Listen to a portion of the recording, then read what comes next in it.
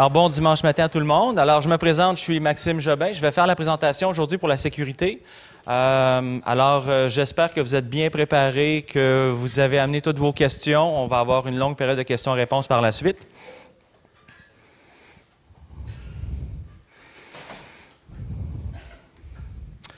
Donc, Maxime Jobin, j'ai mis toutes mes informations pour qu'on puisse me reconnaître, pour que vous puissiez me reconnaître sur les réseaux sociaux. Essentiellement, aujourd'hui, on va parler des serveurs, on va parler des applications, on va parler d'un paquet de choses comme ça. Je suis administrateur, développeur, j'ai eu des services d'hébergement par le passé, je suis formateur également et contributeur à WP Crowd, comme beaucoup d'entre... Maxime Jobin? Excusez.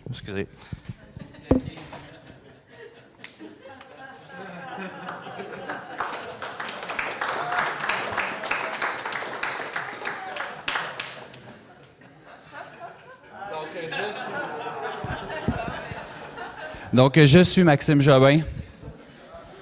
Donc, vous avez ici les informations pour pouvoir me retrouver sur Internet. Donc, comme peut-être vous avez remarqué, Jean-François avait débuté ma présentation sur la sécurité. Donc, tout ça pour dire que voici ce qui peut arriver quand on n'est pas attentif. OK? Donc, on a l'impression qu'on est dans une situation X, alors que soudainement, paf, tout disparaît. Puis là, la sécurité, c'est un sujet qui est vraiment important et c'est ce qu'on va discuter aujourd'hui pour être sûr que ce genre de situation-là ne vous arrive pas. Donc, à partir du moment où vous vous rappelez de mon nom, Maxime Jobin, maximejobin.com, Maxime Jobin sur Twitter, ma@ximjobin.com pour l'adresse courriel. Fait que si vous avez des questions, n'hésitez pas à les poser à la fin de la présentation. Puis si vous êtes gêné et que vous ne voulez pas poser devant tout le monde, vous pouvez venir me voir après. Ou vous pouvez aussi m'envoyer un courriel. Il n'y a absolument aucun problème. Donc, je suis contributeur pour The WP Crowd. Vous avez vu plusieurs personnes qui ont présenté au cours de la conférence. Donc, je vous invite à aller voir ça. C'est en anglais, mais il y a plein d'informations, toutes liées à WordPress. Et je suis donc un utilisateur, un administrateur, un développeur et un formateur avec WordPress. Donc, commençons cette fameuse présentation sur la sécurité. Donc, WordPress et la sécurité. WordPress est le CMS le plus piraté au monde. Okay? C'est un fait. Et c'est à ce moment-là que vous vous mettez à paniquer. Okay? Je fais partie de la compétition WordCat MTL. Donc, si vous avez votre cellulaire, vous avez un compte Twitter, prenez une photo, taguez ça sur Twitter. J'aimerais ça pouvoir gagner cette compétition-là. Okay? Donc, ce sera agréable. Donc, prenez un petit 2 secondes. Donc, ma présentation, vous allez voir, il y a plein de petits chats à l'intérieur.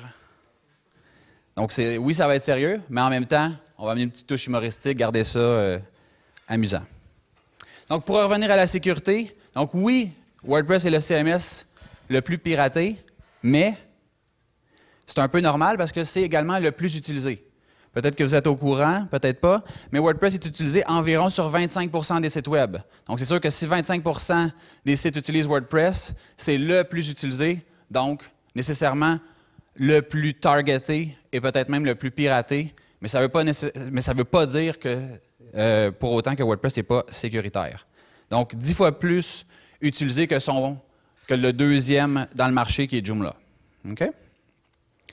À titre de comparaison, c'est exactement comme si on disait que Hydro-Québec, c'est le réseau électrique causant le plus de pannes au Québec. Tout le monde dirait, ouais, mais c'est un petit peu normal. Okay? Donc, c'est l'analogie que je voulais faire ici avec le piratage et WordPress.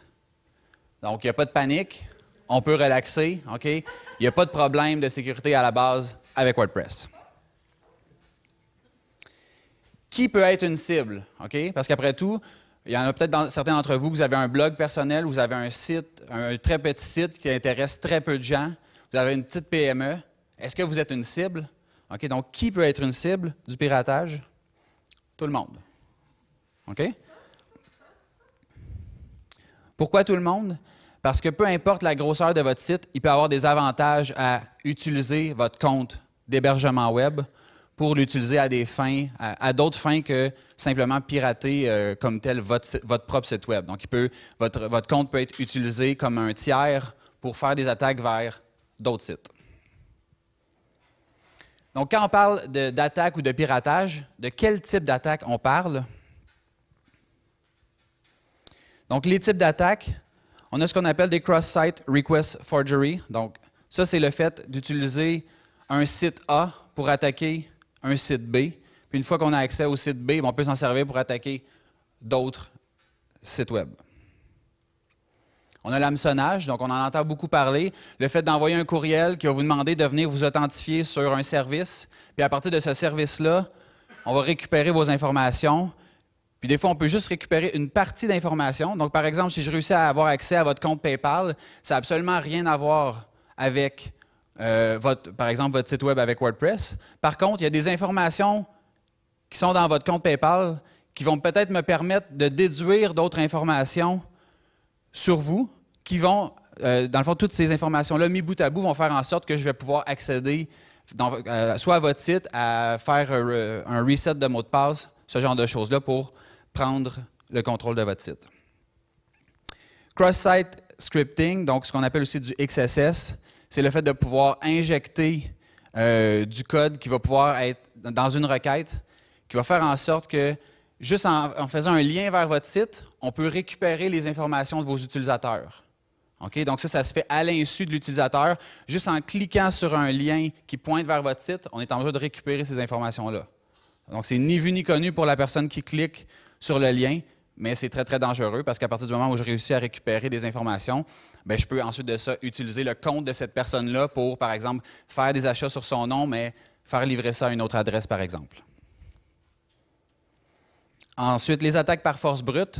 Donc, ce que ça veut dire, ça, c'est le fait de dire je vais essayer de nombreuses combinaisons pour rentrer dans votre compte. Okay? Donc, par exemple, si votre mot de passe, c'est soleil, ou un autre mot du dictionnaire, ou 1, 2, 3, 4, 5, 6, ou la date de naissance de vos enfants, ou un truc comme ça. Okay? Donc, les pirates vont utiliser ce qu'on appelle un dictionnaire. Donc, c'est de prendre toutes ces combinaisons-là qui sont les plus utilisées, puis de les tester jusqu'à temps qu'on tombe sur une qui va nous permettre de rentrer dans votre site web. L'injection d'SQL. Donc, le SQL, c'est le langage qui est utilisé pour parler avec la base de données, donc pour aller chercher de l'information ou pour aller en insérer.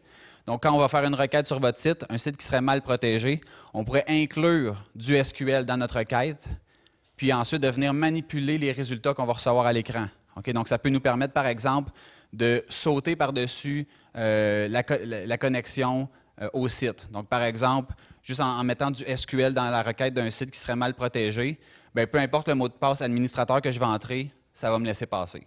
Okay? Donc, c'est des choses qui peuvent se voir. L'ingénierie sociale, donc là, ici, ça n'a aucun rapport avec le code. C'est le fait, par exemple, de vous téléphoner puis de se faire passer par pour quelqu'un, par exemple, qui travaillerait pour votre compagnie d'hébergement.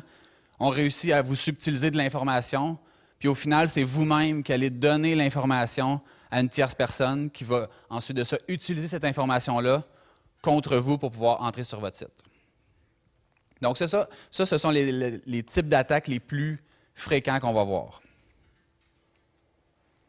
Comment ça se répercute? Donc, comment on peut être infecté? Il y a une faille de sécurité dans WordPress. Okay? Ça, c'est une des choses qui peut arriver. C'est très, très rare que ça arrive. Il y a des millions de personnes qui utilisent WordPress. Il y a des milliers de développeurs qui regardent le code à tous les jours. Donc, aussitôt qu'il y a quelque chose qui est découvert, okay, il y a une requête qui est faite au service de sécurité de WordPress, une patch est faite, puis c'est là souvent que vous allez voir qu'à un moment donné, vous vous connectez dans vos courriels, puis là, vous avez reçu un courriel qui vous dit « Ah, WordPress a été mis à jour automatiquement. Okay? » Bien, quand ça se passe, c'est parce qu'il y a une faille qui a été découverte, elle a été corrigée, puis là, vous avez eu la mise à jour. Okay? Donc, quand ça arrive, le délai entre la découverte de la faille et la correction, généralement, c'est quelques jours. Donc, la fenêtre, elle est très, très petite pour quelqu'un qui voudrait profiter de ce genre de situation. Ensuite de ça, un de vos thèmes contient une faille de sécurité. C'est le genre de choses qui peut arriver, qui permet à un pirate d'entrer. Une de vos extensions contient une faille de sécurité. Okay? Donc, souvent des thèmes, on en a juste un qui est activé, mais on peut en avoir plusieurs qui sont installés. Par contre, pour ce qui est des extensions ou des plugins, bien là, c'est beaucoup plus fréquent d'en avoir 5, 10, 15, 20 et même plus, tout dépendamment du site. Ensuite de ça, votre hébergeur est infecté. Donc, vous avez pris toutes les précautions possibles pour éviter les problèmes. Si l'hébergeur par exemple, l'administrateur du serveur a un mot de passe qui est 1, 2, 3, 4, 5, 6, bien, vous avez beau prendre toutes les précautions possibles et impossibles, il n'y a rien que vous pouvez faire. OK? Donc, on va en parler un petit peu plus tard, mais le choix de l'hébergeur est très important. Vos mots de passe ne sont pas sécuritaires, j'en ai parlé tout à l'heure. Et finalement, une autre application hébergée dans votre compte contient une faille de sécurité.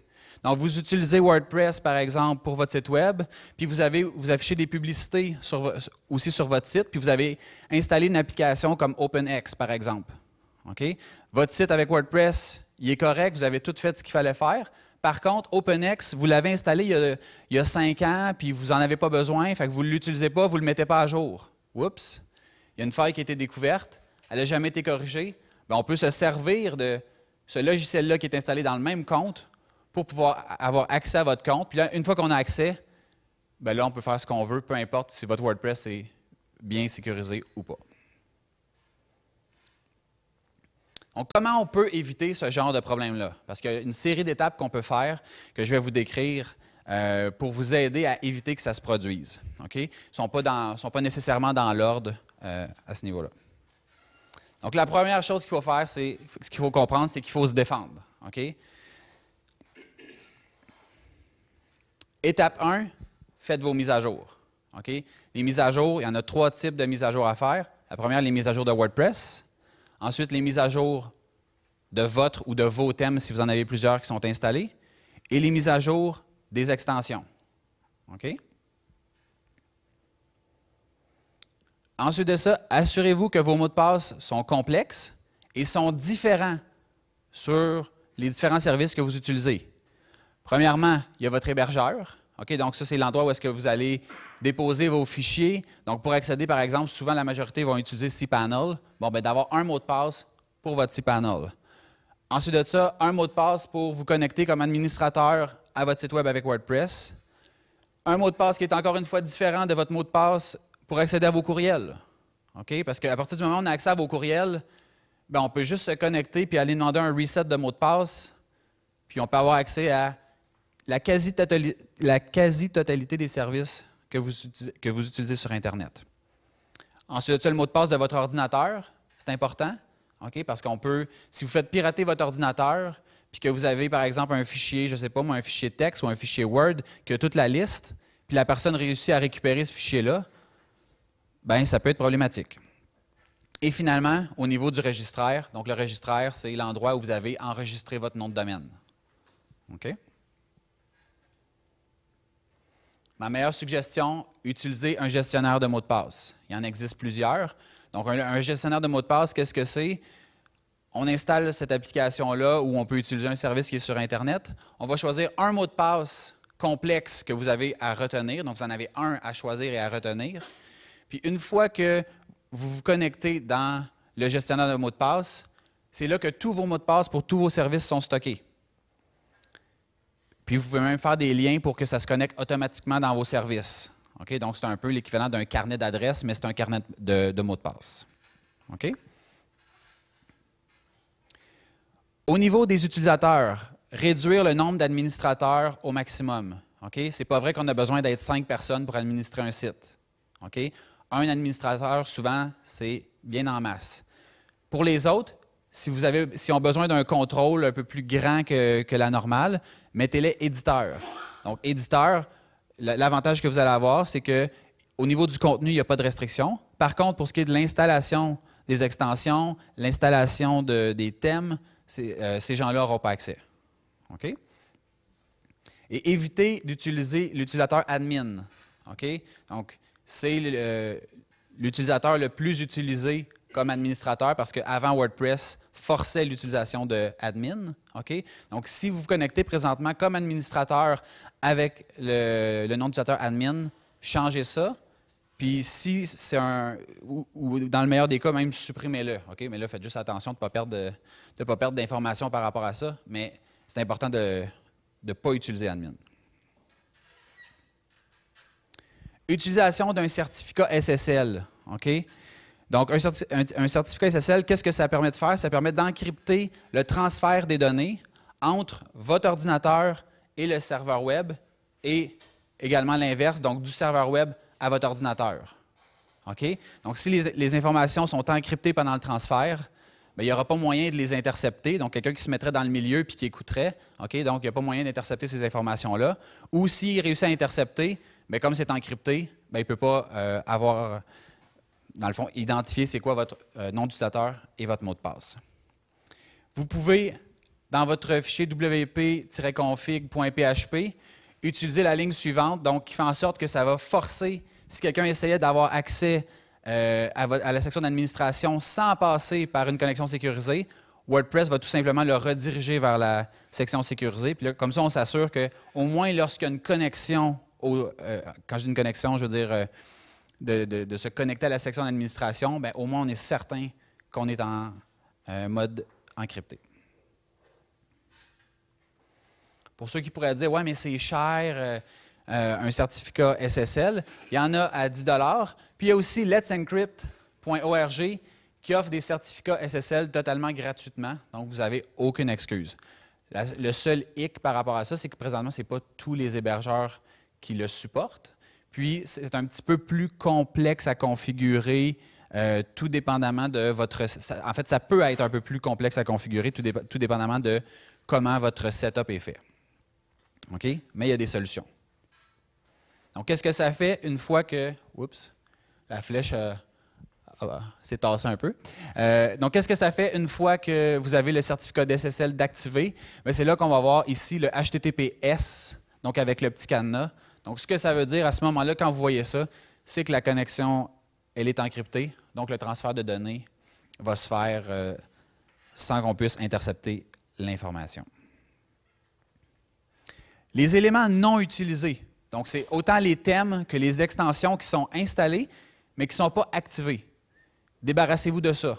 OK? Pourquoi? Parce qu'à partir du moment où vous avez des fichiers qui peuvent être utilisés pour vous infecter, que l'extension ou que le thème soit utilisé ou non, il est possible de se servir de cette porte d'entrée-là pour pouvoir vous infecter. OK? Si vous voulez absolument les conserver, créez-vous un répertoire, puis déplacez-les de manière à ne pas les laisser dans le répertoire courant, puis faciliter le scan que les pirates pourraient faire pour essayer de détecter c'est quoi votre configuration. OK? Donc, le seul fait d'être présent, c'est assez pour pouvoir vous infecter. Copie de sauvegarde. Faites des copies de sauvegarde automatisées. Okay? Il y a des gens, des fois, qui disent « Ah, je vais premièrement utiliser les backups de mon hébergeur. » Fiez-vous jamais à votre hébergeur. Ça m'est déjà arrivé de payer pour un service, okay, de backup, puis quand ça a été le temps de récupérer les données, il m'a envoyé un fichier qui contenait la base de données, mais dans un fichier qu'il n'y avait absolument rien à faire avec ça. Fait qu'eux avaient tenu leur promesse, c'est-à-dire voici le fichier de la base de données, mais c'est un fichier qu'on ne peut pas lire tel quel. Okay? Fait que ça donne, qu'est-ce que ça donne? Ça donne absolument rien. Okay? Donc, assurez-vous de gérer vous-même vos backups. Il existe plusieurs solutions pour ça. Une que j'aime bien, BackWPUp, c'est une solution qui est gratuite. Il y a VaultPress, qui est de Automatic, qui est une solution payante. Il y en existe plusieurs. Il y a Backup Buddy aussi, que certains probablement d'entre vous utilisez. Les liens et les extensions se retrouvent sur mon site web, puis je vais en parler à la fin de la présentation, donc ce n'est pas nécessaire de noter tout ça. Une fois que vous avez mis en place votre solution de backup, de copie de sauvegarde, okay, c'est bien important de le tester. Okay? Avant de le tester, validez, à quelle fréquence vous faites vos backups. Okay? Si vous faites, par exemple, vous avez un petit site que vous bloguez une fois par mois, bien, ce n'est pas nécessaire de faire un backup à tous les jours. Okay? Par contre, si vous avez, je ne sais pas moi, un site où vous faites des transactions en ligne, il y a des commandes qui se passent, puis vous avez 200 transactions par jour, bien, faire un backup par jour, ce n'est peut-être pas assez. Imaginez si vous perdez l'historique des 200 commandes entre deux backups, ça peut être catastrophique. J'aime mieux pas donner de temps précis. Ce qui est important ici, c'est de regarder votre situation puis d'évaluer qu'est-ce qui serait la meilleure solution dans votre cas. Une fois que le backup est fait, c'est beau d'avoir un fichier qui dit « Ah, ça, c'est le backup de mon site, mais il faut le tester. » Donc, comment on fait pour tester ça? Bien, on va essayer à partir du fichier de backup, de recréer le site en entier puis de s'assurer qu'il est fonctionnel. Si vous n'êtes pas capable de faire ça, bien, la première étape, ça va être, de trouver quelqu'un qui peut valider est-ce que c'est possible de le faire. Si vous trouvez un professionnel, vous lui donnez votre fichier de backup, puis il n'est pas capable de rien faire avec ça, bien, votre backup ne sert à rien. OK? Et une fois que vous avez perdu les données, il est trop tard. OK? Puis ça, malheureusement, il y a trop de gens qui l'apprennent à la dure, qu'une fois que les données sont perdues, puis là, ils se demandent quoi faire. Malheureusement, on efface et on recommence. Là. OK? En fait, on n'a pas besoin d'effacer parce qu'ils sont déjà effacés. Désactiver l'éditeur de code. Donc, quand vous êtes connecté dans votre section d'administration, à deux endroits, vous avez dans le menu Apparence pour les thèmes, puis dans le menu Extension pour les extensions, vous avez un éditeur de code. Quand vous utilisez cette option-là, vous pouvez voir le code des différentes extensions et des différents thèmes, puis vous pouvez le modifier directement. Idéal pour un pirate qui réussirait à avoir accès à votre section d'administration, d'aller injecter du code qui pourrait faire X, Y ou Z. OK? Donc, en allant dans votre fichier wp-config.php, en ajoutant cette ligne-là, ça va faire en sorte que ces menus-là vont être retirés. Puis il ne sera plus possible de faire de modifications de code directement à partir de l'éditeur qui est en ligne. Okay? Puis de toute façon, la dernière fois que j'ai regardé l'éditeur, c'était vraiment pas terrible. Fait que aussi bien le désactiver et éviter les problèmes. Ajuster les droits des fichiers. Okay? Donc ça, c'est un peu plus technique, mais si vous utilisez un serveur Linux, donc si vous êtes par exemple sur cPanel, si votre panneau de contrôle c'est cPanel, les droits pour les fichiers, c'est ce qui fait en sorte que vous pouvez lire les fichiers qui sont dans votre compte et que les autres personnes qui ont un compte sur le serveur ne pourront pas lire les fichiers qui sont dans votre compte. Okay? Donc ça, c'est assez important que personne d'autre que vous puisse lire les fichiers. De manière générale, on va regarder que les droits soient 644 pour les fichiers et 755 pour les répertoires. Okay? Je ne vais pas rentrer dans l'aspect technique de exactement qu'est-ce que ça veut dire 644 puis 755. Okay? Mais ce qui est important, c'est que ça ne soit jamais 777. 777, ça veut dire que n'importe qui a un accès sur le serveur peut lire et écrire dans les fichiers et les répertoires de votre compte. Okay? Donc ça, c'est totalement... c'est totalement une excellente idée si vous voulez vous faire pirater puis si vous voulez que les informations soient changées sur votre site. OK? Utilisez des sources fiables. OK? On n'installe pas n'importe quoi sur notre site Web. Si vous avez trouvé un petit site Web, là, boboche, puis il propose une extension qui permet de faire X, Y, Z, attention, à partir du moment où vous installez un thème ou une extension sur votre site, c'est exactement là, comme si vous donniez votre carte bancaire avec le NIP. Okay? C'est la même chose. Si moi, vous me permettez d'installer quelque chose sur votre site, je peux installer n'importe quoi qui fait à peu près n'importe quoi. Donc, ça peut être de prendre tous les utilisateurs, de prendre toutes les commandes qu'il y a dans votre base de données puis de m'envoyer ça ailleurs. Okay? Donc, c'est important de juste comprendre la portée de l'installation d'un thème ou d'une extension. Okay? Par source fiable, ça peut être difficile de qualifier c'est quoi une source fiable. Okay? Mais souvent, moi, ce que je vais vous donner comme recommandation, c'est de regarder, premièrement, combien il y a de personnes qui l'utilisent. Okay? S'il y a des millions de personnes qui l'utilisent, ben, il y a peut-être un ou deux développeurs qui sont passés dans le code puis qui ont regardé à quoi ça pouvait ressembler puis si c'était sécuritaire ou pas. Okay? C'est sûr que pour monsieur, madame, tout le monde, si vous ne faites pas de code, je veux dire, même si vous ouvrez les fichiers puis vous regardez ce qu'il y a à l'intérieur, ça ne vous dira absolument rien. Okay? Mais si vous allez sur un site et que vous dites « je ne suis pas sûr que je rentrerai ma carte de crédit sur ce site-là pour acheter cette extension-là parce que ça a l'air plus ou moins fiable », installez pas ça sur votre site. Okay? Installer une extension de sécurité. Donc, une extension de sécurité, qu'est-ce que ça va permettre de faire? Par exemple, okay, ça va permettre de scanner tous les fichiers qu'il y a dans votre compte, puis de regarder est-ce que les fichiers, par exemple, sources de WordPress ont été modifiés. Okay? Parce que quand un pirate va réussir à accéder à votre compte, bien, une des premières choses qu'il va essayer de faire, c'est de venir ajouter des fichiers pour faire en sorte qu'il va pouvoir revenir se connecter plus tard. Okay? Donc, l'extension de sécurité, elle va notamment servir à ça. Donc, elle va faire un scan puis dire « Ah, OK, bien, ce fichier-là a été modifié ou ce fichier-là a été ajouté et ça semble louche. Il faudrait peut-être regarder ça. » OK? Donc, ça, c'est une des choses que l'extension de sécurité peut faire. Elle peut aussi bloquer les attaques par force brute que je parlais tantôt.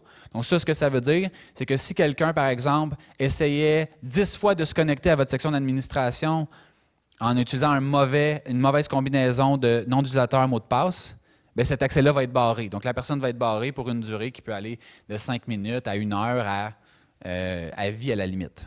OK? Donc, il y en existe plusieurs. iTeam Security, WordFence, SecuriScan, c'en est 3, il y en a d'autres. OK? L'important, c'est d'en avoir au moins une. Puis ça, c'est une étape dans tout le processus. OK? C'est-à-dire que c'est pas « Ah, j'en ai installé une, j'ai fait activer, c'est bon, la vie est belle, je pars, puis je fais mes affaires. » Non, non, non. L'installer, c'est une chose. Ensuite, il faut la configurer. Donc, c'est passer du temps puis regarder chacun des modules, comment on va les configurer pour être en mesure de s'assurer que toutes les étapes ont été couvertes. Puis ensuite de ça, c'est de regarder les résultats des scans. Okay? Parce que souvent, je vois des gens qui vont installer ça.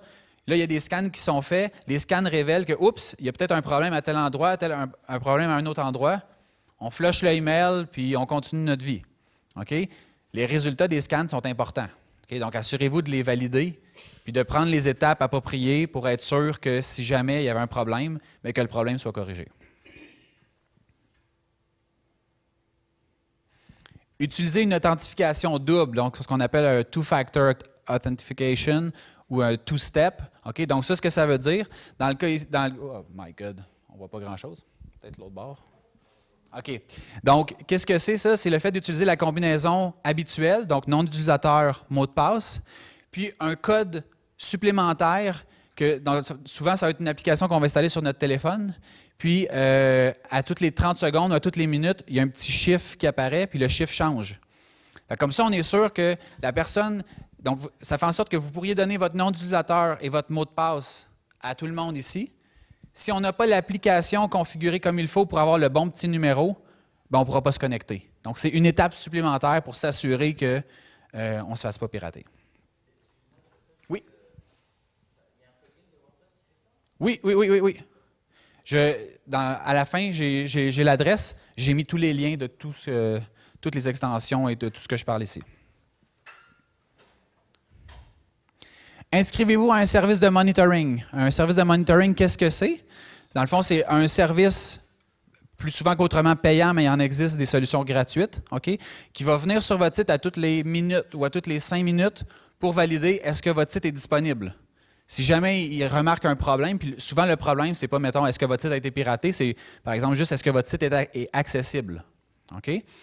S'il est accessible, on ne fait rien. S'il n'est pas accessible, bien là, il y a plusieurs choses qui peuvent se passer. Dans la majorité des cas, ça va vous envoyer un courriel, ça peut vous envoyer un texto pour vous dire que, oups, il y a une situation qui semble anormale.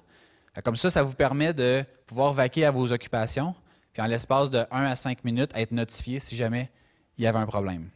Il existe plusieurs compagnies qui font ça. Pingdom, Uptime Robot, qui est gratuit, Site24x7.com, Uptrends, et il en existe plein d'autres. OK? Utilisez un firewall.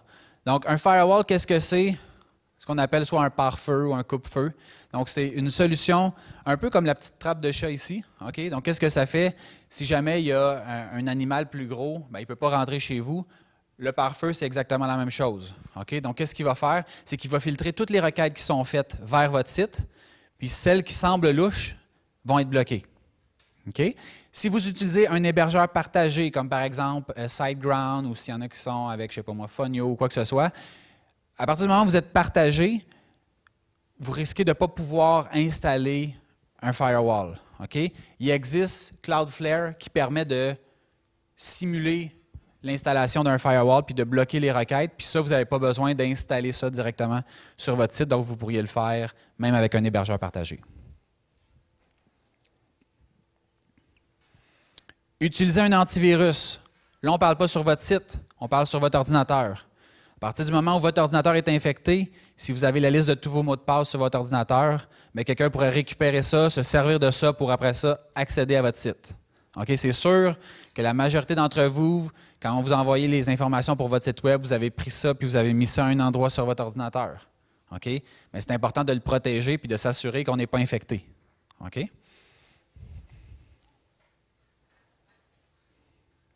Recherchez un hébergeur fiable. OK? Donc, personnellement, pour ce qui est des hébergeurs fiables, si vous avez un petit site, OK, SiteGround, en hébergement partagé, moi, c'est une solution que je trouve très intéressante, que j'ai utilisée à maintes reprises. DigitalOcean et AWS, qui sont des hébergements virtualisés plus complexes. Donc, si vous n'avez pas des connaissances techniques, je ne vous les recommande pas. Et dans le fond, qu'est-ce qu'il faut vérifier? C'est s'assurer que la configuration de votre hébergeur est à jour. OK? Si vous posez des questions sur la configuration puis qu'on vous dit que présentement, c'est PHP 4.4 qui est installé, alors que là, on est rendu à version 7, c'est un très, très bon indicateur que ce n'est pas un bon hébergeur. Habituellement, un hébergeur qui va vous charger en bas de, moi j'aime bien dire 10 $ par mois, là, ça peut aller à 7-8, mais en bas de ça, quand vous allez avoir un problème, probablement que vous allez être sur une liste d'attente de quelques heures, voire quelques jours avant d'avoir un retour. Si votre site ne fonctionne pas, que vous avez des commandes qui rentrent, à toutes les, par exemple, 2-3 commandes aux 15 minutes ou à l'heure, puis que ça leur prend 3 jours avant de vous revenir, vous ne rentrerez jamais dans votre argent, même si vous le donnez à l'hébergement. Okay? Même si vous dites, oh, mais on va te donner la prochaine année au complet gratuitement, bien là, tout l'argent qu'on a perdu pendant ces 3 jours-là, ça ne revient pas au même. Et dans le fond, on peut regarder aussi le délai de réponse. Okay, donc, combien ça prend quand je fais une requête à un site qui est hébergé par cet hébergeur-là, combien ça prend de temps pour avoir une réponse. Puis aussi les reviews. Donc, de regarder qu'est-ce que les gens sur Internet vont dire à propos de leur service. Okay? Il faut juste faire attention parce qu'il y a toujours des gens qui sont en adoration avec un service puis d'autres qui vont le détester. Puis il y a toujours des cas qui sont injustifiés à gauche et à droite. Donc, ne cherchez pas un hébergeur que tout le monde est 100% satisfait, ça n'existe pas. Okay? Par contre, si vous êtes avec Fonio, okay, ben, je vous recommande tout de suite de considérer une nouvelle solution. C'est un hébergeur malheureusement qui est québécois. Puis j'ai jamais vu autant de problèmes. Puis j'ai même quelqu'un ici qui est avec, je ne vais pas te mettre sur le spot, Isabelle, là, mais qui a des problèmes présentement avec son hébergeur. Ensuite de ça, utiliser du code populaire. Donc du code populaire, c'est ce que je parlais tantôt quand je disais, plus le code est utilisé, donc ça veut dire que plus qu'il y a de développeurs qui vont avoir regardé le code, étant donné que tout ce qui est mis sur votre site avec WordPress, les gens ont accès au code. Donc, plus qu'il y a d'yeux sur le code, plus qu'il y a de chances que les problèmes soient détectés rapidement et donc corrigés rapidement. OK? Comment réparer un site infecté? OK? Parce que ça peut arriver. Malgré toutes ces précautions-là, sachez que au niveau du piratage, c'est toujours le jeu du chat et de la souris. OK? On trouve un problème, les pirates essayent de profiter de ce problème-là, on le corrige. Les pirates essaient de trouver un autre problème, après ça on le corrige. Fait que, bref, ça n'arrête jamais. Okay? Donc, ça se peut que malgré le fait que vous ayez pris toutes les précautions, votre site soit infecté. Qu'est-ce qu'on fait à part paniquer et pleurer? OK? Donc, une des choses à faire, c'est de préparer une liste de vos identifiants pour accéder notamment à votre panneau de configuration. Dans la majorité des cas, pour vous, ça va être votre cPanel. Vos thèmes et extensions qui sont premium, donc qui ne sont pas disponibles sur le répertoire gratuit. Et de préparer aussi vos copies de sauvegarde. Okay? Comme ça vous permet de prendre ça, transférer ça à quelqu'un qui connaît ça. Puis lui, il peut faire le scan pour s'assurer que tout est correct. Puis si, pas si, parce que s'il est infecté, c'est qu'il y a un problème. Quand il va trouver c'est quoi la source, il va avoir tous les outils pour pouvoir travailler et faire les correctifs. Okay? Si jamais votre site est infecté, la pire chose à faire, c'est de dire, je vais prendre un backup d'il y a 2 semaines quand ça fonctionnait, je le remets par-dessus mon site infecté et je continue ma vie comme si rien n'était. Pourquoi? Parce que si vous ramenez ça à il y a 2 semaines, votre site contient encore la faille. Si quelqu'un a réussi à rentrer, même si vous enlevez votre site infecté et que vous ramenez votre backup, la faille existe encore. Puis c'est juste une question de temps avant que le ou les pirates en question puissent revenir et réexploiter la même faille. OK? Donc, reprendre un backup, ça peut être un début de solution, mais il faut quand même trouver la source du problème et la corriger.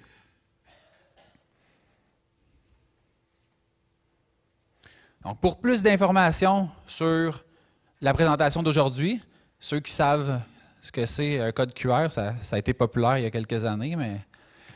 Donc, vous pouvez juste scanner ça. Ça vous envoie directement sur maximejobin.com/WCMTL-2016.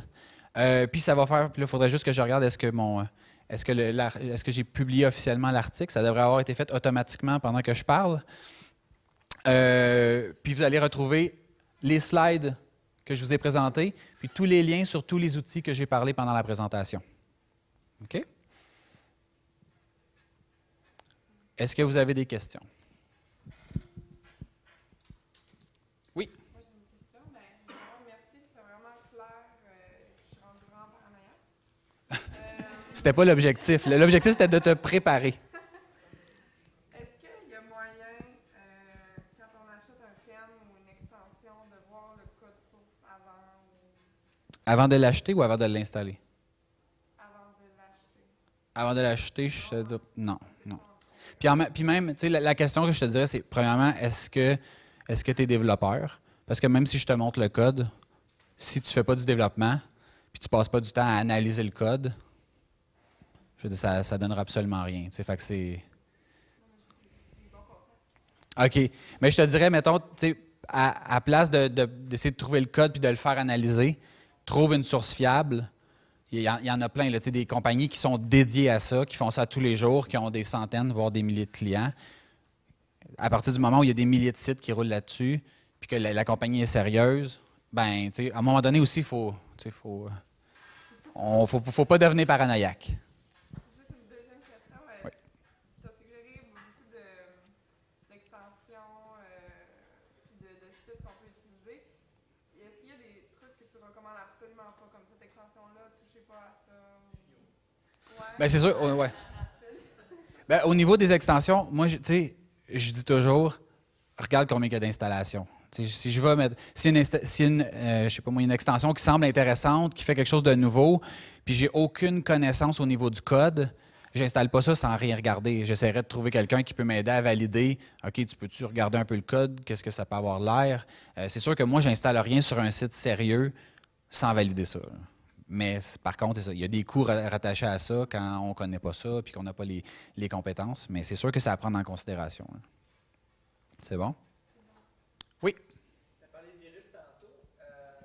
À quel point est-ce que on pense savoir que le Mac est beaucoup moins une cible de virus que le PC? J'ai pas de stats par rapport à ça. Premièrement, il y a moins d'antivirus. C'est plus difficile. Windows a été la cible là, pendant les 20 dernières années, assurément. J'entends de plus en plus de gens qui ont des problèmes avec leur Mac, mais je ne suis pas certain que c'est nécessairement parce que c'est un virus ou c'est plutôt, par exemple, de l'hameçonnage. Puis que la majorité des cas que j'entends, c'est des gens qui ne se rendent pas compte, qui vont eux-mêmes donner leurs propres accès, puis qui vont eux-mêmes installer des logiciels qui viennent de sources qui sont louches. Là, à partir de ce moment-là, c'est plus la personne qui est à 13 pouces de l'écran qu'il faut surveiller plus que l'écran lui-même, dans la majorité des cas. Mais d'avoir un antivirus, tant qu'à moi, c'est un must. Là. Ça. Même en Linux, je dirais. Ça dépend aussi de comment tu navigues. Il y a des gens qui, à toutes les fois qu'ils voient quelque chose qui pop, ils cliquent, peu importe, puis ils installent n'importe quoi. Je veux dire, tu auras beau avoir un antivirus, si tu fais toujours ça, puis que tu ne prends aucune précaution, puis que tu ne lis pas, ben c'est sûr qu'au final, tu vas avoir des problèmes, même si tu as un antivirus. Parce qu'encore une fois, l'antivirus, comment ça fonctionne? C'est qu'il y a un problème qui a été détecté, puis l'antivirus, dans le fond, la compagnie qui développe l'antivirus va venir créer du code qui va détecter ce problème-là. OK? Mais à la base, là, la personne qui a créé le virus, là, jour 1, c'est la même chose que pour nous pour les vaccins. Par exemple, si on prend l'exemple du VIH, bien, on le sait que ça existe, mais on n'a pas encore la solution. Fait que tant que la solution n'est pas développée, ben, il faut quand même faire attention. Okay? Ben, c'est la même chose au niveau informatique. C'est pas parce que vous avez un antivirus que vous pouvez cliquer sur n'importe quoi et qu'il n'y a rien qui va vous arriver. Okay? C'est toujours le jeu du chat et de la souris. Je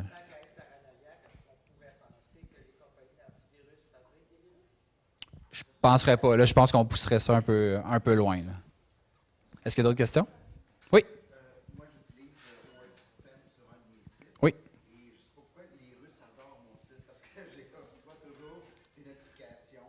OK. OK. Oui, je comprends. Oui.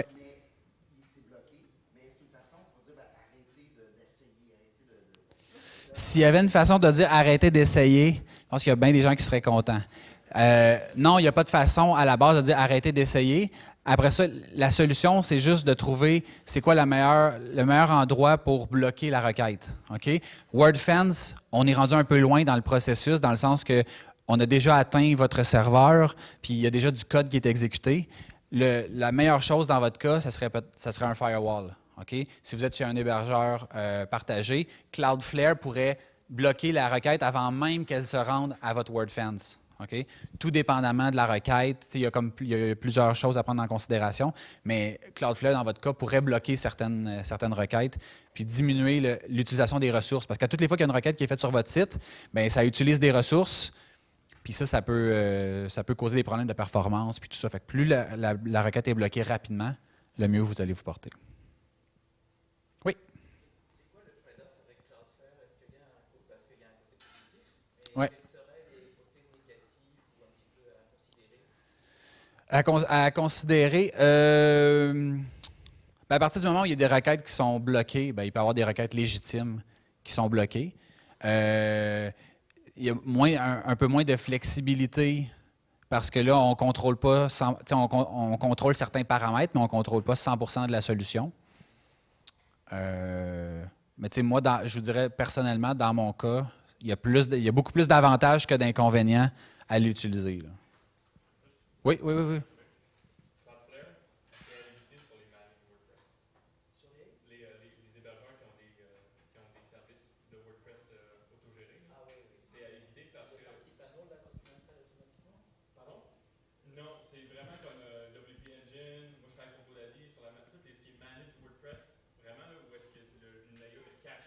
Ah oui, ça c'est un... Oui.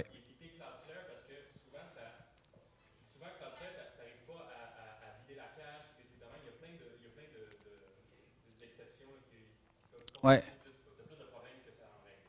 En fait...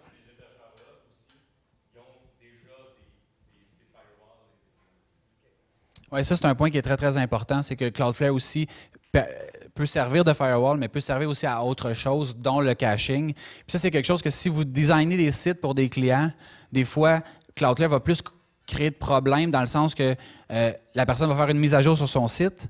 Comme Cloudflare a pris le fichier, ou a pris la requête en cache, bien là, la personne retourne sur son site, ne voit pas sa mise à jour, pense qu'il y a un problème, là, vous contacte, puis là, c'est vous qui allez aller vider la cache. Fait que, tu sais, je dirais juste de faire attention en fonction de à qui vous allez l'installer, puis c'est quoi aussi les répercussions que ça va avoir dans votre day-to-day pour gérer les requêtes des gens qui pensent que les mises à jour ne se sont pas faites, mais c'est juste parce que la requête était en cache, puis bon, etc., etc. Mais très bon point, merci. Oui? Moi, sur mon défi, j'ai bloqué l'accès à certains pays, là, dont la Russie, etc. Ouais. C'est une bonne chose à faire, je sais pas, ça peut me nuire au niveau du SEO ou... Bien, par rapport à bloquer, moi, je dirais que c'est vraiment ma réponse personnelle, puis encore là, c'est pas une science exacte. Là. Moi, je dirais que ça va dépendre c'est quoi l'audience qui est visée. T'sais, si c'est, mettons, exemple, je sais pas, moi, j'ai un salon de coiffure au coin de la rue ici, qu'il y ait des gens de la Russie qui essaient de venir sur mon site, je veux dire, moi, je les bloquerais, puis je me sentirais pas mal, puis je penserais pas que je vais rien perdre par rapport à ça. Par contre, de dire, mettons, si je fais de l'hébergement en général, bloquer tous les Russes ou tous les Chinois, ou peu importe, sur mon serveur, alors que je ne sais pas nécessairement c'est quoi la portée de tous les sites qui sont sur mon serveur, ça, je ne ferais pas ça. J'essaierais de trouver une solution différente, de dire, bien, si ça fait, mettons, 150 requêtes que tu fais dans la même seconde, là, tu es bloqué. D'y aller plus par un pattern plutôt que d'éliminer juste par pays. Puis encore là, ça dépend vraiment de la configuration, ça dépend de ce qui est sur le serveur, ça dépend de plusieurs facteurs. D'autres questions? Oui. Des gros serveurs comme GoDaddy, tout ça, est-ce que c'est bon, c'est moins bon, les avantages?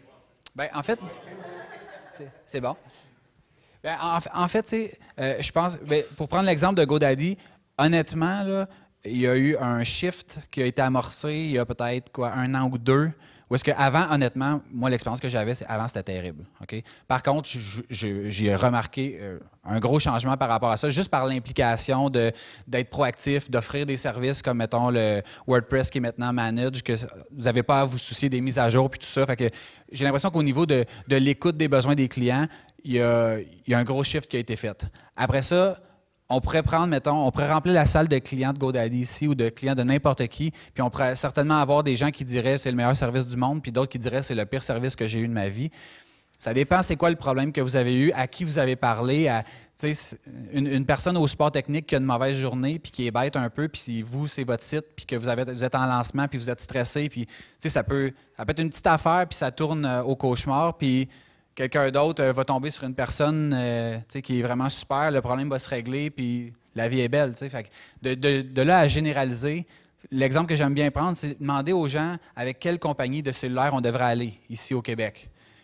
Et si on faisait le sondage, c'est sûr qu'on peut trouver des gens premièrement, qui utilisent tous les providers, puis certains qui sont ultra satisfaits, puis d'autres qui vont dire que c'est le pire service qu'ils ont eu de leur vie. Même chose pour l'hébergement, il faut en prendre, il faut en laisser. La meilleure chose, c'est de l'essayer puis de le voir. Puis après ça, c'est ça. C'est bon? D'autres questions? Excellent. Une dernière, oui.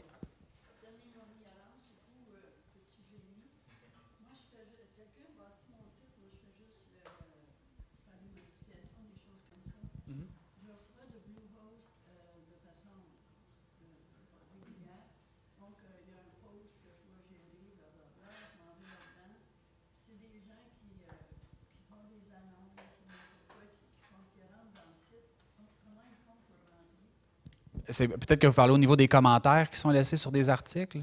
OK. Donc, au niveau de WordPress, comment ça fonctionne pour les commentaires par défaut? C'est que la personne qui va laisser un commentaire la première fois, OK, le commentaire va devoir passer en modération. C'est-à-dire que vous allez devoir dire oui ou non si vous le voulez sur votre site. OK? Ce que ces gens-là vont faire, c'est qu'ils vont vous laisser un commentaire ultra générique comme « Wow, l'article était vraiment intéressant, merci, je vais le partager à mes amis ». Là, vous pensez que c'est un commentaire qui est légitime, vous l'acceptez. En faisant accepter, ça fait en sorte que la prochaine fois que cette personne-là va faire un commentaire, le commentaire ne passera pas par la modération, étant donné que vous avez déjà modéré cette personne-là dans le passé. Fait que là, après ça, tout ce qui va être publié par cette personne-là, tout dépendamment de votre configuration, pourrait être affiché directement sur votre site. Puis là, c'est là que ça ouvre la porte, justement, aux spammers, aux gens qui font du spam, de pouvoir venir ajouter toutes sortes de cochonneries. OK? Fait que là, c'est peut-être juste d'aller changer, si vous allez dans vos réglages, vous allez être en mesure de pouvoir changer cette option-là pour dire, par exemple, surtout si vous avez des problèmes présentement, je veux modérer 100% des commentaires. Puis après ça, là, vous allez être en mesure d'avoir un meilleur contrôle sur qu'est-ce qui est diffusé puis qu'est-ce que vous souhaitez bloquer sur votre site. C'est bon?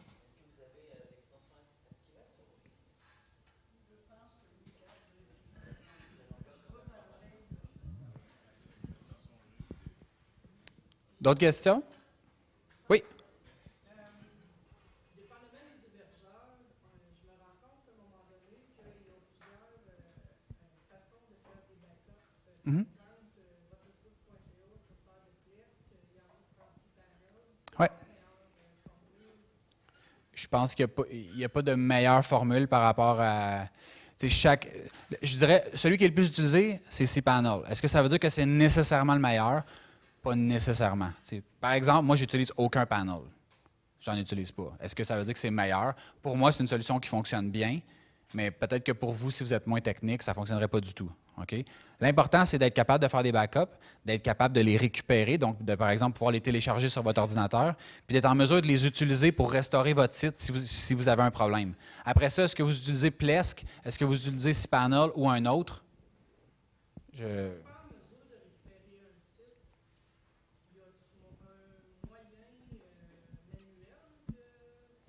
En fait, ce que vous pouvez faire, si vous n'êtes pas capable d'avoir accès à 100% du code, ça va être de venir scanner le site puis de récupérer juste le visuel du site, donc le HTML, le CSS, les images.